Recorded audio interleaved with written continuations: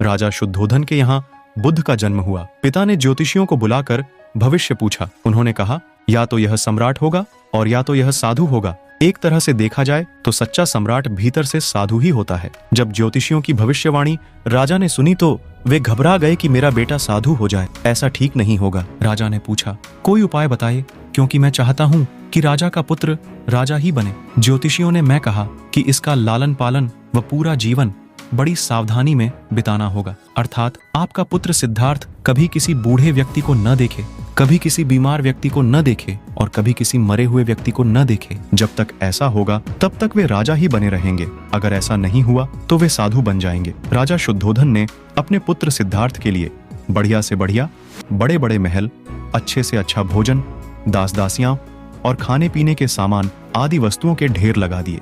पिता ने पुत्र को सुख सुविधाओं में इतना उलझा दिया कि उसे बाहर का संसार याद ही नहीं आया। शुद्धोधन ने समझ लिया कि अब इतने सुखों के आगे साधु बनने का प्रश्न ही उपस्थित नहीं होता। वे निश्चिंत हो गए। राजा शुद्धोधन ने बिल्कुल पक्की व्यवस्था कर रखी थी कि उनका पुत्र सिद्धार्थ जीवन में कभी भी वृद्ध, बीमार और मृतक व्यक्ति को देख न सके, क्योंकि वे अपने पुत्र को खोना नहीं चाहते थे। सिद्धार्थ का जीवन ऐश्वर्य और सुख सुविधाओं में बीत रहा था। उनके जवान होने पर एक सुंदर कन्या यशोधरा से उनका विवाह हो गया। विवाह हो जाने पर शुद्धोधन की आधी चिंता मिट गई। अब तो शादी हो गई, अब कहाँ जाएगा? अब तो मेरा पुत्र बंधन में बंध गया है, अब उसके कहीं जाने का सवाल ही नहीं उठता। 1 वर्ष बाद बेटे का भी जन्म हो गया। उसका नाम राहुल रखा गया। अब राजा शुद्धोधन को बिल्कुल पक्का विश्वास हो गया कि अब यह कहीं नहीं जा सकता। एक दिन सिद्धार्थ ने कहा कि पिताजी, आज तक मैंने कभी अपनी राजधानी नहीं देखी, आपकी आज्ञा हो तो आज देख आऊं। राजा ने कहा, हाँ हाँ, अवश्य जाओ,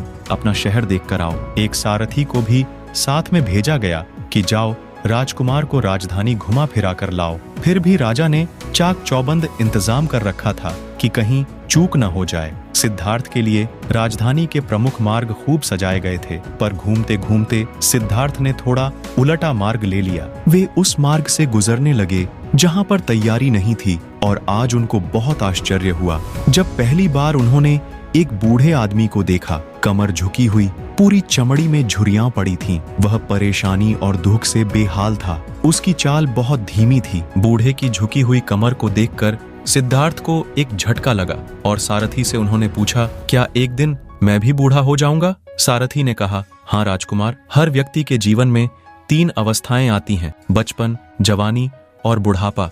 एक दिन तुम भी बुढ़ापे की अवस्था में जाओगे। हे राजकुमार, यह संसार का नियम है, चाहे गरीब हो या अमीर, सबका शरीर शिथिल अर्थात बूढ़ा होता है। राजकुमार सोच में पड़ गया। सारथी ने रथ को आगे बढ़ाया तो कुछ दूरी पर एक बीमार व्यक्ति मिला जो रोगों से घिरा हुआ था। उस पीड़ित व्यक्ति को देखकर राजकुमार का मन बहुत ही दुखी हुआ। राजकुमार ने पूछा, इसको क्या हुआ है? सारथी ने कहा, यह व्यक्ति बीमार है, इसलिए यह कराह रहा है। इस संसार में दुख और सुख दोनों हैं।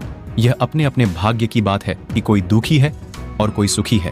क्या मैं भी कभी बीमार हो सकता हूँ? सारथी ने कहा, आप यह विचार अभी छोड़ दें, समय बड़ा बलवान होता है। ये सारी बातें कर्मों पर निर्भर करती हैं। चाहे राजा हो या रंक, सुख दुख सब पर आते हैं। अगर शरीर में कोई रोग आना है तो वह आएगा।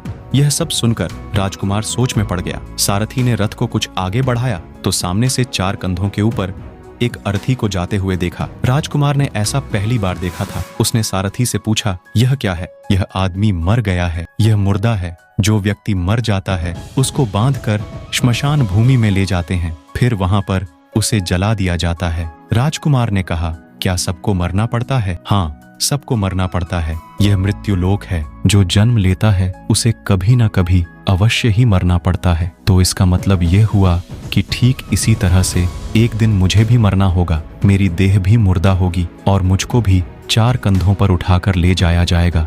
मुझको भी ऐसे ही रस्सियों से बांधा जाएगा। मेरे भी आगे पीछे घर के सदस्य रोएंगे, तड़पेंगे, और जिस संसार को मैंने इकट्ठा किया है वह सारा का सारा मुझसे छूट जाएगा। इसका मतलब यह हुआ कि क्या एक दिन मैं भी मर जाऊंगा?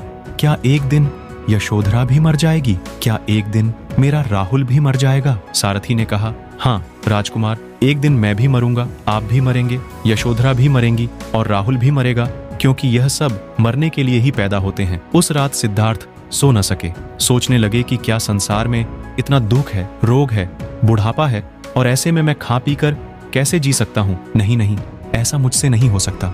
मुझे खोजना होगा उस तत्व को जो दुख, पीड़ा और शोक से रहित हो, जो भय, भ्रम और भूल से परे हो, जो अनंत आनंद से भरा हो, जिसे पाकर फिर और कुछ पाने की इच्छा ना हो। सिद्धार्थ वैराग्य के शिखर तक पहुंच चुके थे। बस उसी रात को उन्होंने घर छोड़ दिया।